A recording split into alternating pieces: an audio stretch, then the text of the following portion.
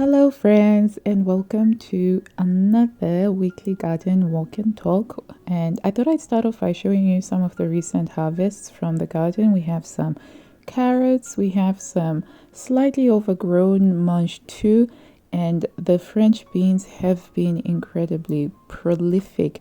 It is the end of August now. It's a little bit drier than usual, so we've been doing a lot of watering.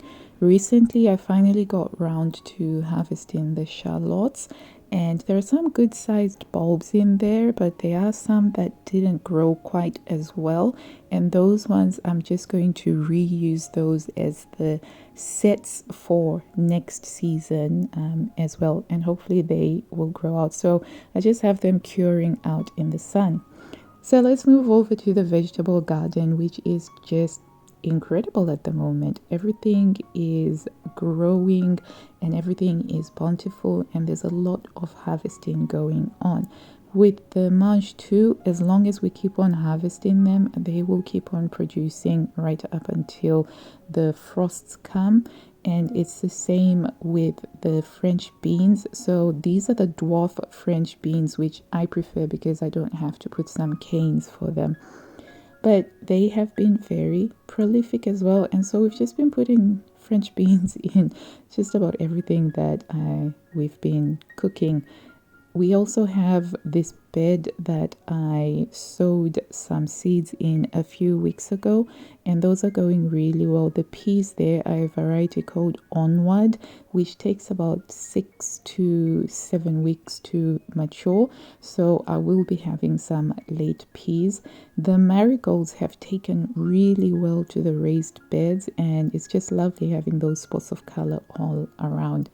The carrot varieties that I have in this are Eskimo, and it's supposed to grow really fast, and it should have another 3 to 4 weeks before it's ready for harvesting. One of the jobs that we have to do is to create a bigger barrier for the purple sprouting broccoli and the kale, because they are growing prolifically and they're pushing up against the barrier that we'd put up for them. So that's quite good. The purple sprouting broccoli is beginning to get ready, and that should be something that we'll be harvesting around February, March time. But we also have the kale that we're picking and eating as and when. As I mentioned, the marigolds are doing really well, so much so that they're covering over this slow growing butternut squash plant, which honestly I'm not expecting much from this plant now. The leeks are going very strong, the stalks are thickening, and those are going to be a winter harvest item, and I'll probably use those for leek and potato soup. The courgettes have been an absolute pleasure this season. Constantly have some lovely tender fresh courgettes. So I like to pick them at this stage. For me, this is when they taste the loveliest, and we tend to grill them or just saute them with some olive oil. The sunflowers are bobbing their lovely bright yellow faces around, and they're very cheerful to look at. And I do like that I can see the sunflowers from the windows, and I do love how cheerful they are. This year we have actually managed to get some of the giant sunflowers to grow, and I put them in the same bed as the broad beans, which might not have been a really good idea because the broad beans have swamped over the sunflowers. And it's quite interesting to see what's going to happen, who's going to win out, the broad beans, the runner beans, or the sunflowers. It's runner beans, I mean the ones that have the red flowers. So all the carrots have been harvested from here. These ones were nanties that were in here, and I've just left some seedlings to grow in there of foxglove and pansies. The cucumber plants that we've grown from seed are doing quite well. They've had flowers, and the flowers are now forming little cucumbers, as you can see over there. So that's going to be fun. We love cucumbers. The kids love the homegrown cucumbers because they actually have a really lovely flavor. The nasturtium has done its thing and it's just completely swamped over this area, but it's pretty. I like it. I love the circular flower, the circular leaves, and I love the bright orange pops. And it does cover over what I do consider to be a work in progress section of the garden. So if you ever have something that you just want to cover over, just put some nasturtium down.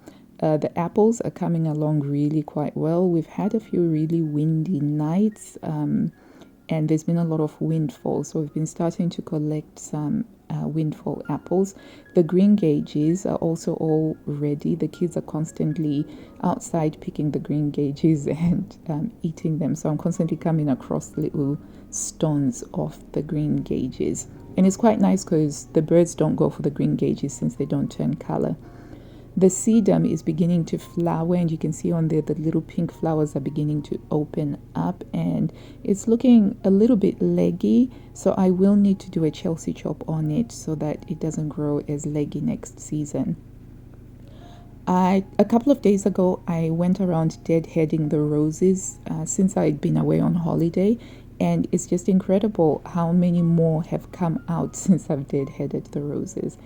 And then lovelies, I have dahlias and dahlias. Look at this pink beauty over here. And it's just been really wonderful. So this section of the dahlias here, these ones were grown from seed and they have just been incredible. This one is called Arabian Night, and even the phone camera doesn't do it justice. It is such a deep, intense burgundy color, which is just really full of vibrancy. And yeah, I'm loving them. This was my first year growing these, and despite a rocky start where I put them out too early, I had to get another batch and start those. So very happy with that. The asters that were grown from seed by my daughter are beginning to bloom as well, and they have these really beautiful cool tone colors. So this section was supposed to be a cool tone section, but it's now ended up with a lot of really warm color flowers. So anyway, I've given up on trying to have it color coded.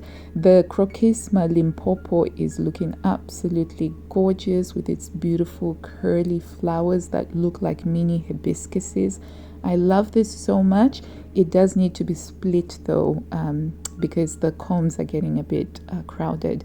But the sweet pea that I have growing up, this obelisk, is just absolutely gorgeous. It's a mixed variety of sweet pea. So you've got some of the white ones and you have the berry ones. The alliums, that Globe Master has been quite a disappointment. It's had more stalk and less flower head. So yeah, the ground cover needs to be sorted because I have a lot of forget-me-nots that are growing, but they won't be able to flower again because they tend to only flower in the springtime. The looping is not looking all that great, but who cares about the looping when you have these dahlias? Lovelies, this is the most incredible one that I've seen yet. This one's called Dinner Plate, and it is humongous. It is huge, and there's so many of them on one plant. I've already cut 3 to put in the house in vases because they're just so incredibly stunning. And I had no idea what color they were going to be when I planted them out, but oh, I love these. This one of the best things about coming back from holiday was coming back to see all of these dahlias in full bloom. And this one is a really bright red orange one, and I can't get over how the colors are so vibrant. So I'm definitely going to be having more of these next year. It's my first year growing them, and I'm definitely going to be having more of them. The Rudbeckia has finally opened up, and it's a really pretty, vibrant flower, and it's spreading. When I first planted it, there wasn't that much of it, but it's spread around and there's a lot more of it now. The Astrantia has got the seed pods, which I've been collecting very slowly over the season, and I'm going to try and grow them from seed. So you can see there's another pod of the rudbeckia over there that I didn't plant out, but somehow it's got itself over there. And it does look nice against the daisies, which I do need to do some deadheading on. The grass is doing really well. We've been playing a lot of badminton on it, and over onto the path that I absolutely love, where the Japanese anemones are just going really crazy. And I have the Ferdinand Pichard rose growing on there. And it's been, considering this, it's been only in for a couple of months, it has been flowering really well. So I'm optimistic that it likes the position and that it's settling in well. As you can see there, the Japanese anemones, a lot of them are losing their petals, but even when they lose their petals, they have these lovely little tufted balls that sway beautifully in the wind. It's just a really lovely thing. Crochisma there is beginning to make seed pods, and I haven't figured out if I have to cut those off or I leave them be. And then my red scentless rose is producing prolifically again because it has been mulched and I'm feeding them. Roses are very thirsty plants, as I'm beginning to learn. So it is a lovely evening, golden hour time in August, and we're having a barbecue. Those are some of the courgettes that I pulled. I think those ones were picked yesterday, and so I'm just asking my husband to add this one, flour and all, onto the grill, and it will be dinner. It will be eaten for dinner, and that's the joy of growing your own. You can literally pick it and cook it straight away. The Guylaine de Feligonde rose is still going strong in the pot, although I think I need to move it into a bigger pot because it needs a lot more watering than I would have expected. So this is one of my favorite views at the moment, where I get to see all the Japanese anemone to the left, and then I have the red rose on the other side over there with the hydrangeas peeking out as well. I love this walkway, and it's always a joy for me when I have to go out and I go past it. Now over on the patio, a lot of things are going on over here. The marigolds are doing really well in this terracotta pot that I love, and I've ended up having a lovely mix of marigolds in here that add different colors and textures, and it's really wonderful to see. And the sweet peas that I have growing in the pots are also doing really very well, as is the fuchsias. I love the fuchsias in the pots. These are hardy fuchsias and they keep coming back every year. The blueberries, these are a blueberry harvest that my daughter picked. We've just been picking a lot of blueberries because they are coming into season now, and they're getting quite sweet because it's a bit warmer than it was in the last couple of weeks. I've also been deadheading the dahlias, and the pointy buds are the spent flowers and the circular buds are the ones that are going to bloom. Snails still really love the dahlias, so I've been trying to keep up on top of snail and slug deterrent there. So, oh yeah, that's another story. But once I deadheaded the dahlias, they've been blooming a lot better. So I'm now realizing that it's very important to keep on top of deadheading them. The sweet peas are doing much better since they've been moved into a big flower pot rather than the grow bags. So I don't think that next year I will be doing grow bags because everything that has been moved out of grow bags and into a pot has done so much better. How gorgeous is this sweet pea? I love sweet peas so much. In fact, I am going to be trying to grow some over the winter so that I can get them out into the ground a lot earlier. The pond is just going crazy with all of this extra heat and warmth that we've had, so that's going to need a lot of work. The golden showers rose is the yellow rose that I have training at the south facing wall that's been going really well. That this is its fourth flush of flowers now, ever since I started mulching and feeding. So down this west facing side, I have a honeysuckle plant which casts out a beautiful flavor. But I'm coming down here because I wanted to show you the grapevine.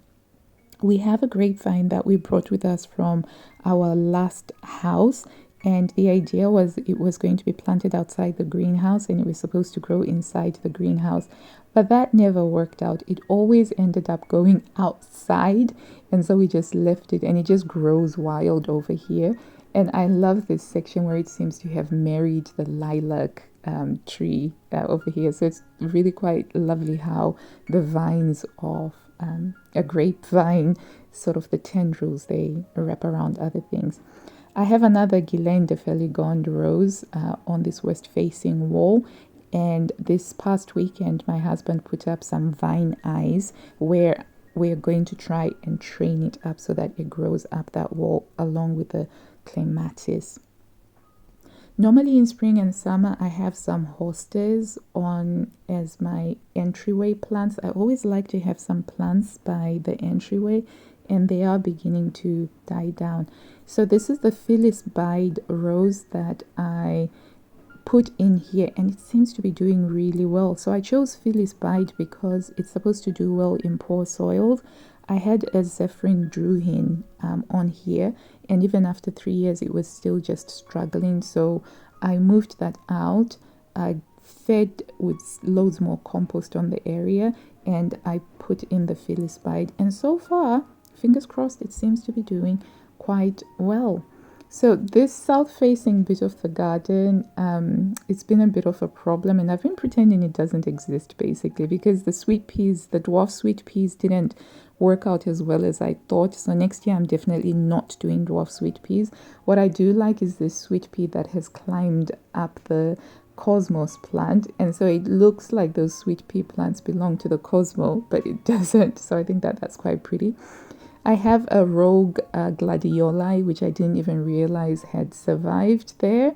So that's quite pretty. But yeah, this whole section, I need to rethink it because it dries out very, very quickly, as you can see from the dry soil there. So over the winter, I need to pack in as much organic matter as I can so that I can improve the drainage on the soil. The mauve's ball or erysimum seems to be doing quite well here. I just try and make sure that I keep on top of deadheading the flower stalks, and the more I deadhead them, the more purple flower stalks I get. So ever since we protected the blueberries from the birds, we've just been getting loads and loads of blueberries. And I think that that's the secret with any sort of berries that you are growing, because the moment that they turn color, those lovely little birds just go and pick at them and eat at them. But this year has been a really good harvest. One of the sort of things that got me a little bit down as I was doing the walk and talk is when I started spotting a lot of these conkers falling from our conker tree. And this is a sign that the seasons are about to turn. This is nature's way of telling me that summer is about to come to an end in a few weeks. The more conkers I see, the more I'm aware that I need to start getting ready for fall. And yeah, so that's something to also think about. So we're trying to enjoy what's left of summer over here, and during the dry days there's a lot of badminton playing, because that's the only time that we can play badminton. That's all I have for you today. Thank you so much for visiting with us and joining along these garden walk and talks. And until I see you next time, lovelies, I wish you blue skies, health, and happiness. Bye.